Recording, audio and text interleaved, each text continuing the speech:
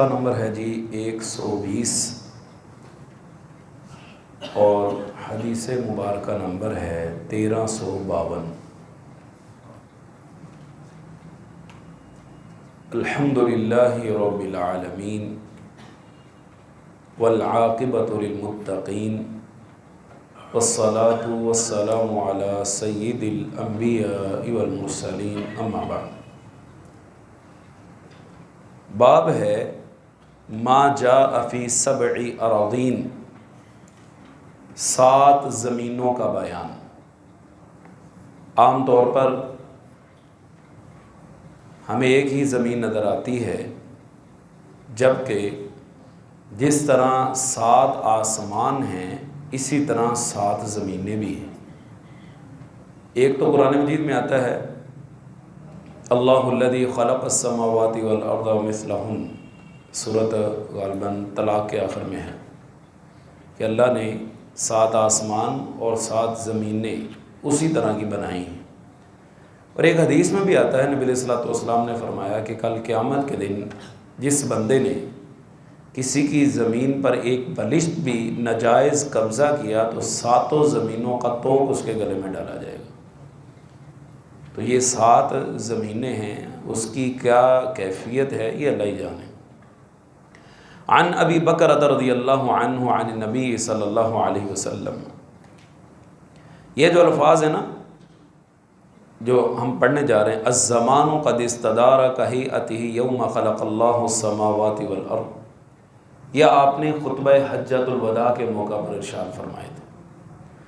آپ نے فرمایا تھا زمانہ گھوم گھما کر پھر اسی حالت پر آ گیا ہے جیسے اس دن تھا جس دن اللہ نے زمین و آسمان بنائے تھے۔ آج زمانہ پھر گھوم کے اسی جگہ آ گیا۔ السنۃ 12 شہرا، سال 12 مہینے کا ہوتا ہے۔ منہا 4 حرم، ان میں سے 4 مہینے حرمت والے ہیں۔ 3 متوالیات، 3 لگاتار ہیں، ذوالقعدہ و ذوالحجہ والمحرم۔ یہ ذوالقعدہ، ذوالحجہ، محرم، یہ 3 مہینے لگاتار حرمت والے۔ ورجب مضر، اور رجب جس کی قبیلہ مضر بہت تعظیم کرتا ہے، الذی بین جمادی و شعبان، جو جمادی ثانی اور شعبان کے درمیان میں ہے۔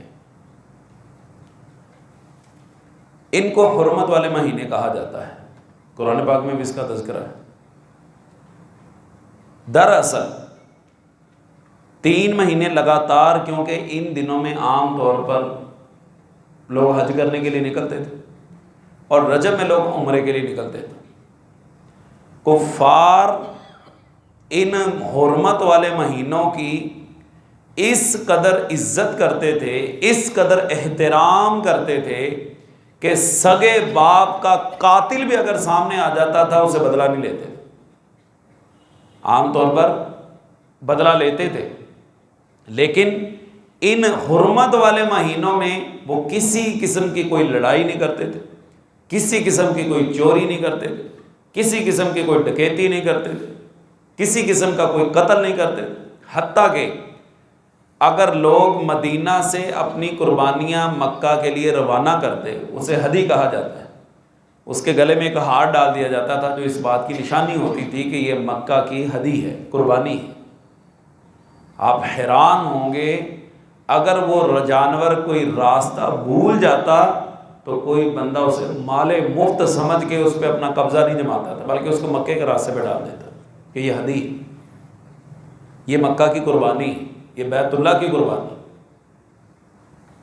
کفار جن کو ہم جاہل کہتے ہیں، جن کو ہم بہت کچھ کہتے ہیں، یقیناً جاہلیت کا زمانہ تھا، جو اللہ کو نہ پہچان سکے اس سے بڑا جاہل کون ہے، لیکن اس کے باوجود آپ دیکھیے کہ وہ کافر ہو کے ان مہینوں کا احترام کرتے تھے اور ہم مسلمان ہو کے ان مہینوں کا احترام نہیں کرتے۔ ہماری جانے بلا کون سا مہینہ چل رہا ہے، ہمیں تو مال سے غرض ہے، ہمیں بندے سے کوئی غرض نہیں، مرتا ہے مر جائے، ڈوبتا ہے ڈوب جائے، ہمیں اس سے کوئی غرض نہیں۔ لیکن کفار ان مہینوں کا بے حد احترام کیا کرتے تھے۔ اور آپ پھر دیکھیے کہ ہمارے ہاں جب عید قربان آتی ہے نہ کسی کا جانور محفوظ ہے، نہ کسی کی سواری محفوظ ہے، نہ کسی کی جان محفوظ ہے۔ بندہ مارنا تو اللہ تعالیٰ معاف فرمائے ایسے ہے جیسے کیڑی مارنی مشکل ہے، بندہ مارنا آسان، پھر بھی مسلمان، پھر ہم چاہتے ہیں کہ میرے نام کے ساتھ میرا نام جو ہے وہ مسلمانوں والی کے صفوں میں رہے، مجھے مسلمانوں سے باہر نہ نکالا جائے۔ بڑی عجیب قسم کی صورتحال۔ اگلی حدیث ہے صفت الشمس والقمر بحسبان۔ اللہ تعالیٰ کا فرمان ہے کہ سورج اور چاند ایک حساب کے پابند ہیں۔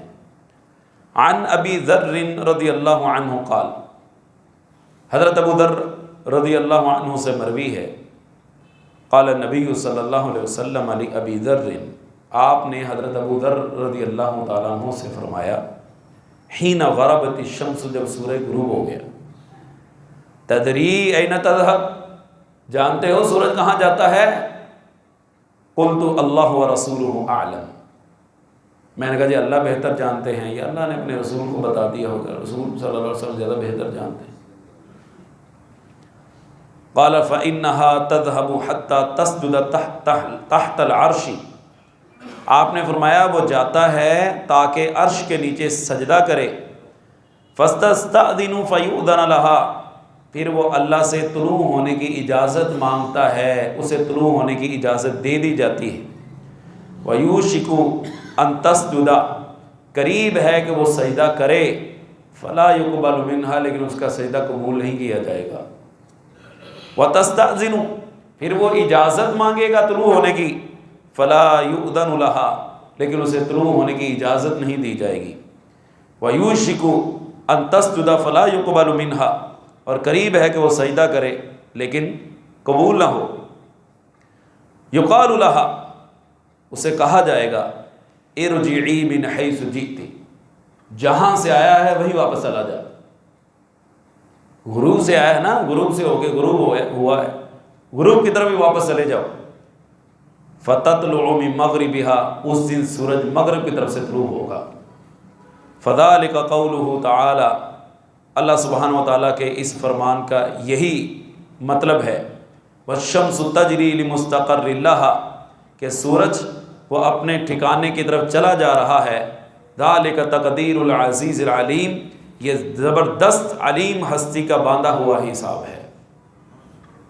قیامت کی نشانیوں میں سے ایک سب سے بڑی نشانی یہ ہے کہ سورج مغرب کی طرف سے طلوع ہوگا۔ ایک حدیث میں آتا ہے کئی دن گزر جائیں گے، لوگ کہیں گے یار سورج طلوع ہی نہیں ہو رہا، تو اچانک سورج مغرب کی طرف سے طلوع ہوگا، اور یہ دنیا کے خاتمے کا سگنل ہوگا کہ اب یہ دنیا ختم ہونے لگی۔ اللہ تعالیٰ معاف فرمائے، نبی کریم صلی اللہ علیہ وسلم فرمایا کرتے تھے کہ اگر کوئی بندہ قیامت کا منظر اپنی آنکھوں سے دیکھنا چاہتا ہے، وہ سورج اذا الشمس کورت، اس کی تلاوت کر لے، جب سورج لپیٹ دیا جائے گا۔ وَإِذَا النُّجُومُ انْقَدَرَتْ، ستارے بے نور ہو جائیں گے، جڑ کے نیچے گرنا شروع ہو جائیں گے۔ وَإِذَا الْجِبَالُ سُيِّرَتْ، پہاڑ چلا دیے جائیں گے۔ وَإِذَا الْعِشَارُ عُطِّلَتْ، وہ جانور جو حاملہ ہوں گے ان کے حمل گرا دیے جائیں گے۔ وَإِذَا الْوُحُوشُ حُشِرَتْ، وحشی جانور اکٹھے کر دیے جائیں گے۔ وَإِذَا الْبِحَارُ سُجِّرَتْ، سمندروں میں آگ لگا دی جائے گی۔ وَإِذَا النُّفُوسُ زُوِّجَتْ، جانوں کو اکٹھا کیا جائے گا۔ وَإِذَا الْمَوْءُودَةُ سُئِلَتْ، زندہ درگور کی ہوئی بچی کو پوچھا جائے گا، بتا بِأَيِّ ذَنبٍ قُتِلَتْ، کس گناہ کی پاداش میں تجھے قتل کیا گیا تھا۔ وَإِذَا الصُّحُفُ نُشِرَتْ، جب صحیفے کھولے جائیں گے، اعمال نامے دکھائے جائیں گے۔ وَإِذَا السَّمَاءُ كُشِطَتْ، آسمان لپیٹ لیا جائے گا۔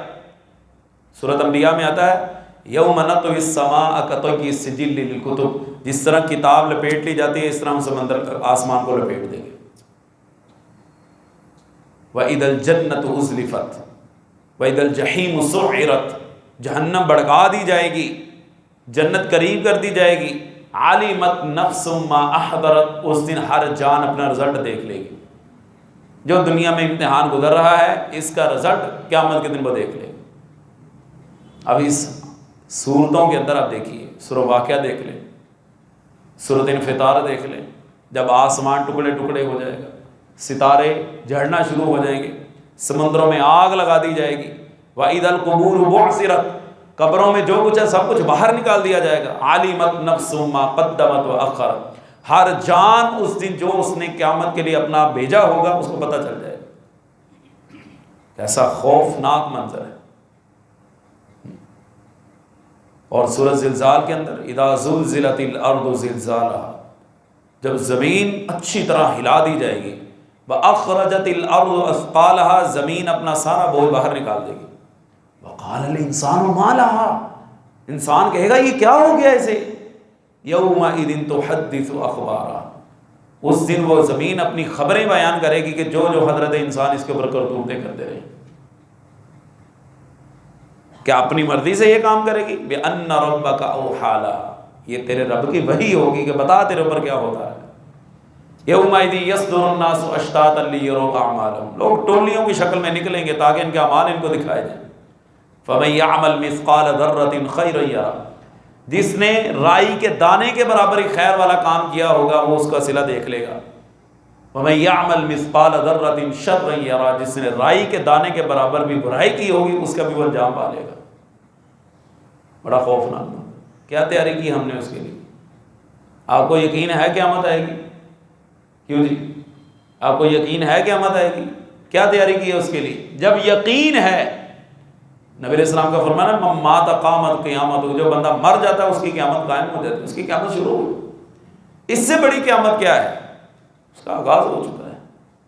باہر کیف قیامت کی نشانیوں میں سے ہے کہ یہ جو سورج مغرب کی طرف سے طلوع ہوگا. اگلی حدیث بھی اسی سلسلے کی. حضرت ابو ہریرہ رضی اللہ عنہ بیان کرتے ہیں نبی کریم صلی اللہ علیہ وسلم نے فرمایا الشمس والقمر مکوران یوم القیامہ، قیامت کے دن سورج اور چاند لپیٹ دیے جائیں گے، ہر طرف اندھیرا ہی اندھیرا ہو جائے گا. کتنی بڑی مخلوق ہمیں نظر آتی ہے سورج، لیکن اللہ سبحانہ و تعالیٰ اس کو بالکل بے نور کر دے گا. اگلی حدیث باب ما جاء فی قولہ تعالی وہو الذی یرسل الریاح بشرا بین یدی رحمتہ، وہ اللہ ہی ہے جو ہواؤں کو اپنی رحمت کے آگے آگے خوشخبری لیے وہ بھیجتا ہے. ہوا چلتی ہے نا تو یہ ایک سگنل ہوتا ہے کہ اس کے بعد بارش آئے گی.